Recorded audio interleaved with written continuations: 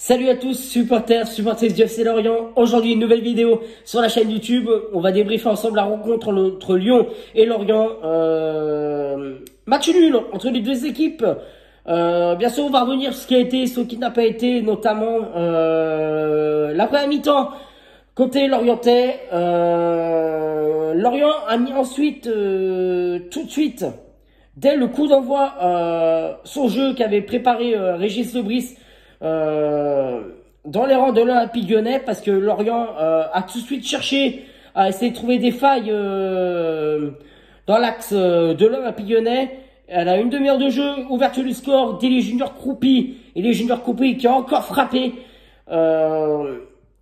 Quelques minutes après, grosse erreur de défense de Julien Laporte, égalisation de l'Olympique Lyonnais. De là, on se dit que Lorient va se réveiller. Et ben non, grosse erreur et mauvaise passe de Julien Ponceau.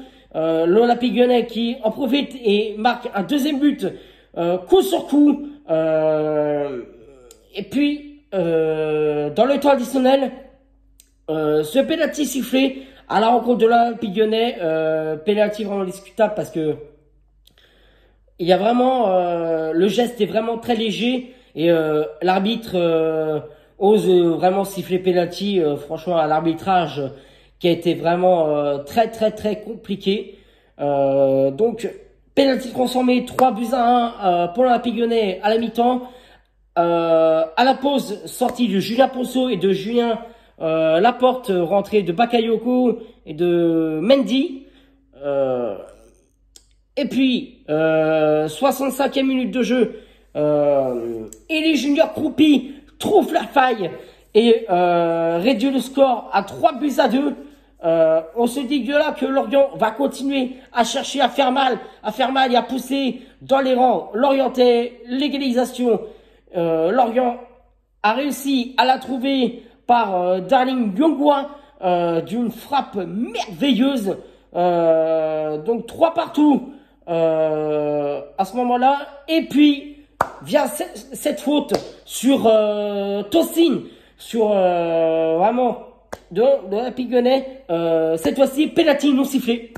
Exactement la même faute que Lorient a fait en première mi-temps, penalty sifflé. Et là, le penalty non sifflé pour Lorient.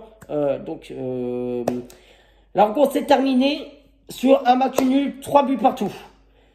Ce que je dois dire sur ce match, c'est un arbitrage vraiment médiocre, vraiment honteux, parce que beaucoup d'erreurs dans la surface de réparation, cette main complètement visible et l'intervention de la VAR qui n'a pas pu se faire.